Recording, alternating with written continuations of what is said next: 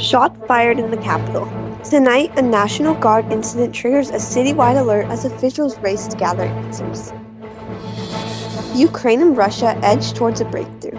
U.S. officials say a peace deal is close even as deadly strikes continue on both sides and negotiators work through the final sensitive details.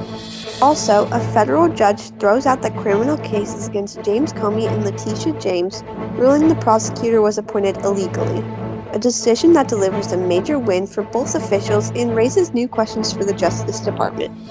And tonight on Evening Inside, we take a closer look at a patient who played the clarinet during brain surgery, helping doctors map vital areas of the brain while preserving their ability to perform. From the Mountaineer Global Headquarters in Bay Area, California, this is the CBS Evening News. Good evening and thank you for joining us. I'm Abby Jones. Tonight there is growing concern in the nation's capital after a shooting involving 2 National Guard members triggered a critical incident alert. Police are urging residents to avoid the area as investigators work to piece together what happened. Joint Task Force DC, which oversees National Guard deployments, confirms they are aware of the incident and are coordinating with federal and local authorities.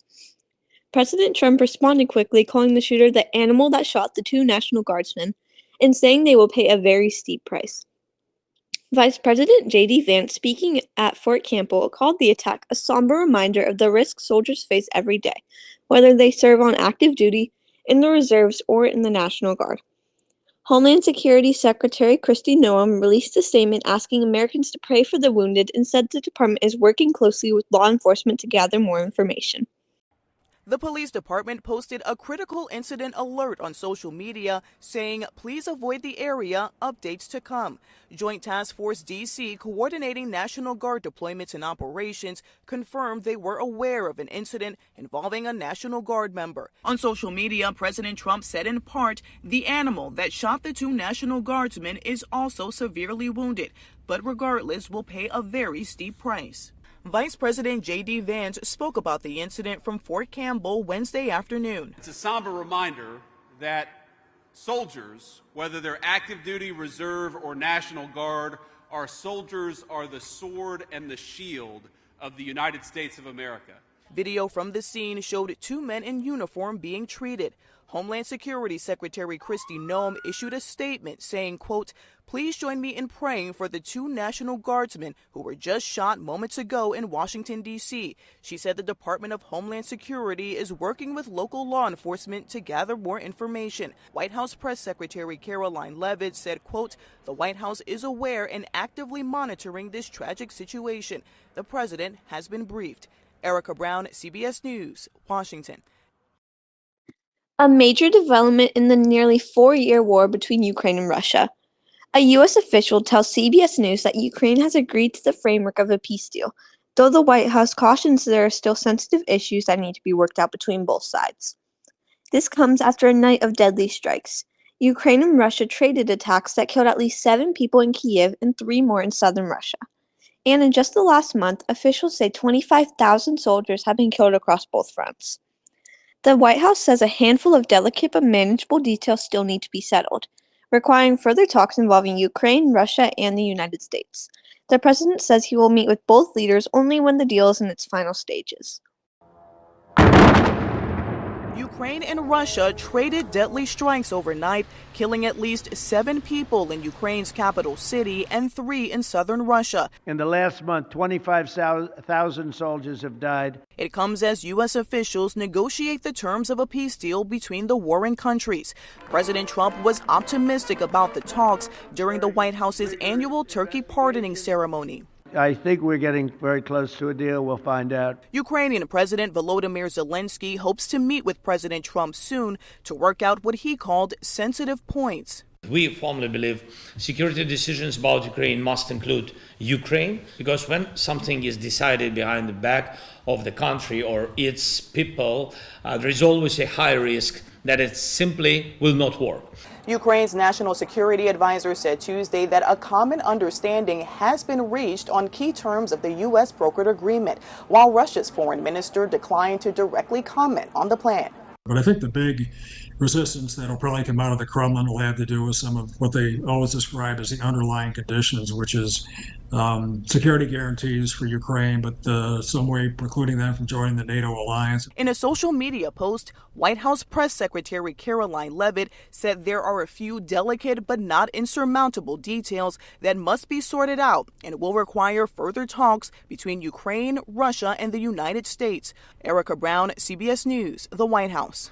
Still ahead here on the CBS Evening News. I'm grateful that the court ended the case against me. A big victory for former FBI Director James Comey and New York Attorney General Letitia James. A federal judge dismissed the Trump administration's cases against them Monday, ruling that the prosecutor who brought them, interim U.S. Attorney Lindsay Halligan, was unlawfully appointed. Carne asada is back at Chipotle. It's our best steak ever. It's fresh, no bad stuff. With garlic, cumin, coriander. It's super tender. Juicy. People love it. And it's so good with our new red chimichurri. You're going to want to put it on everything. 10 out of 10 flavor.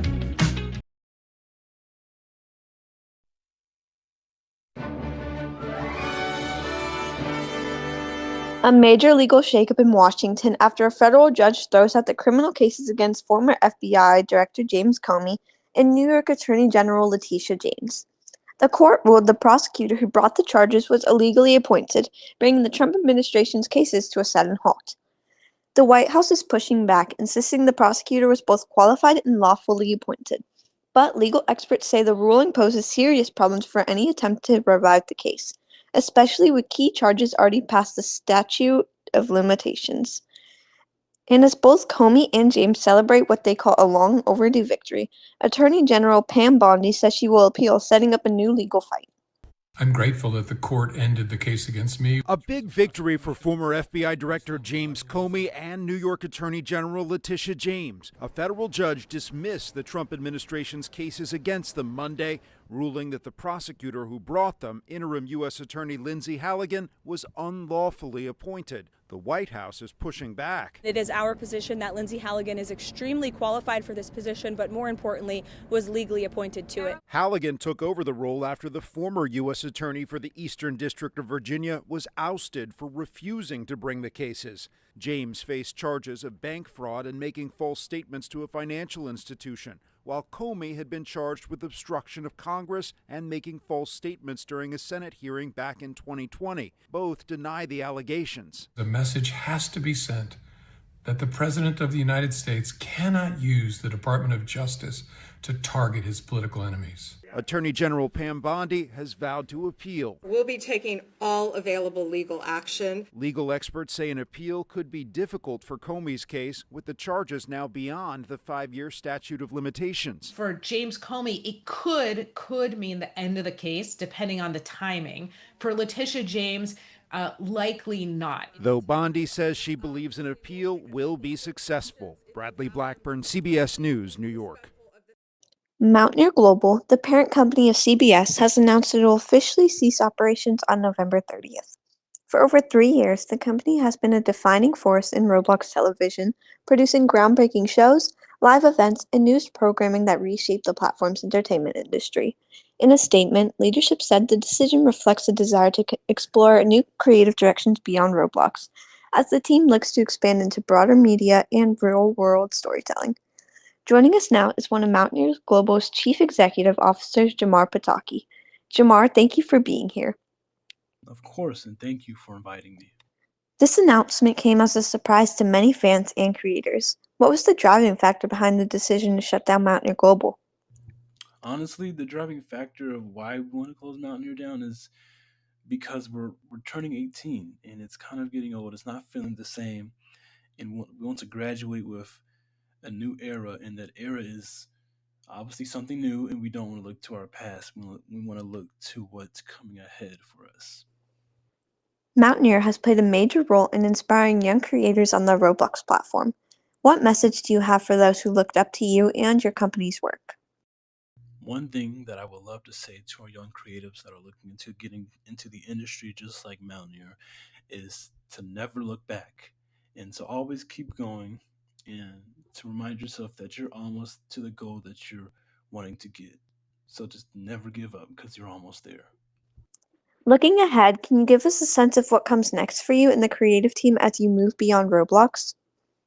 What's ahead? I really love that question. So, what's ahead for me is that I'm opening up my own company and I'm going to be doing all the real stuff that kind of what Mountaineer has done, but we're doing it in real life. And I'm sure Licio is going to use his experience and open up his own company. And if he does, again, good luck to him. And I believe in him since he has a lot of experience. You know, I wouldn't have opened up a company if I did not know, if I didn't know who Alicio was. If I'm going to be honest. Jamar, we thank you for your time this evening. Evening Inside is next. Don't go away.